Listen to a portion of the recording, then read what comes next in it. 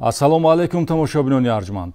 Нашри навбатии барномаи милитсия хабар медиҳад шуморо ба ҷузъиёти баъзе аз ҳодисаҳои ҷиноятиву ҳуқуқ вайронкунӣ ки милитсияи суғд ошкор намудааст ва тадбирҷӯиҳои мақомот дар самти таъмини осоиштагии ҷомеа шинос намуда ба риояи меъёрҳои қонун ки муносибатҳои ҷамъиятӣ тавассути он танзим мешавад даъват менамояд.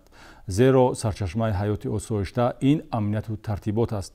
зиндагӣ ҳарчанд инсонро ба мушкилиҳо рӯбарӯ созад ҳам бояд қонунро риоя кард. имрӯз дар барнома тамошо кунед.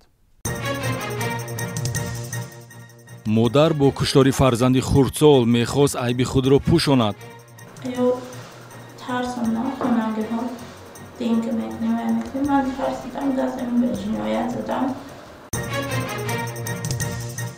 баъди маҳрум шудан аз ҳуқуқи ронандагӣ шаҳодатномаи қалбакӣ истифода бурда ба дасти милитсия афтод. боздошти гурӯҳи муташаккили нашаҷалоб. қаллобӣ дар самти соҳибкории тиҷоратӣ. шарҳи ин ва дигар хабаргузоришҳо дар барномаи милитсия хабар медиҳад.